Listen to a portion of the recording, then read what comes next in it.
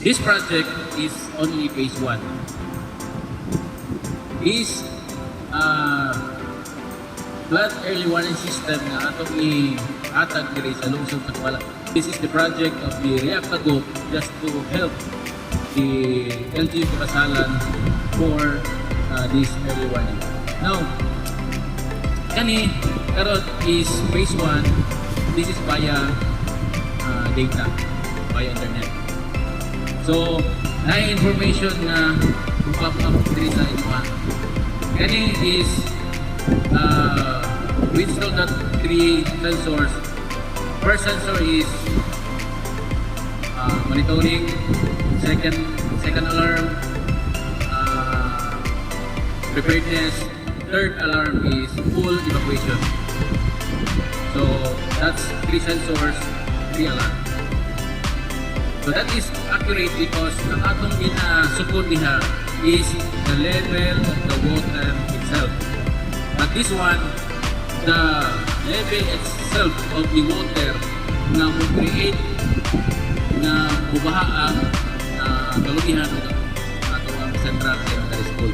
Now I need your email ad, ihatag na sa buha, and then you will register the application Smart Life. Kung naka-install mo Smart Life, register, inform me, then you will be the recipient of this water level. Pwede na mong masikasa mo, aware na mo nga Kapasalan River is tago ng tubig. So with this project, the purpose of this is really to save lives and property. Phase 2, this is the most challenging among nakita kung during typhoon is mawala ang kanan, mawala ang internet, mawala si telco, same with Typhoon Yolanda, Typhoon Odette, and the most challenging sa mga disaster office is kung mawala si telco, mawala si internet, kay most of the gadget ginagamit naroon is telco and internet is dependent. Our phase 2 kani kung wala ang tanan, naa si radyo, naa si DHF and USF radio communication na mubatuo information sa ato via our repeater. As long as ang atong repeater buhi, we could give information to our constituents nga inani ng level sa tubig. Mo ni siya ang nakanindot, no? Nakanindot nga nung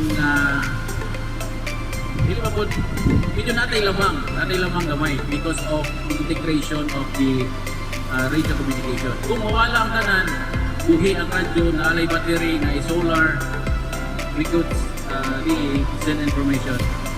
This project is augmentation of the LDRIM Kapasalan for the flood early warning system.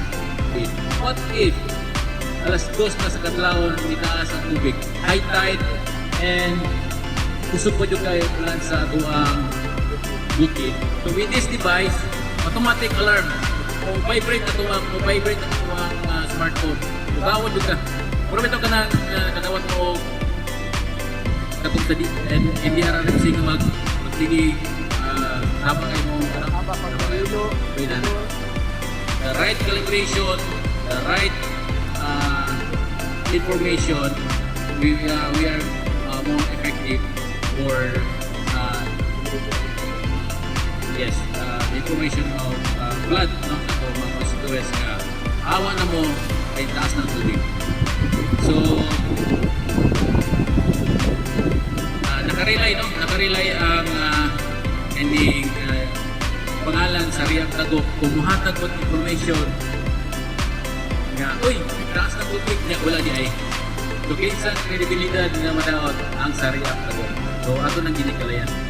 With these mga devices, ato ang calibrate with the help of the everyone, barangay, Elder Office, ang mga eyewitness.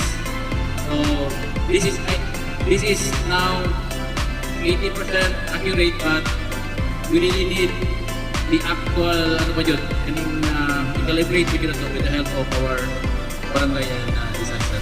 So with that, dili tayo nga kita'y mo'y maayo dire, dili magkita pa nga ita para sa lungsod sa Kabasalan. That's why atuang ipanhi ang atuang disaster office and ang barangay kay usa sa recipient na ni is ang barangay Bangker itself. So with that, maayong hapon sa tanan and thank you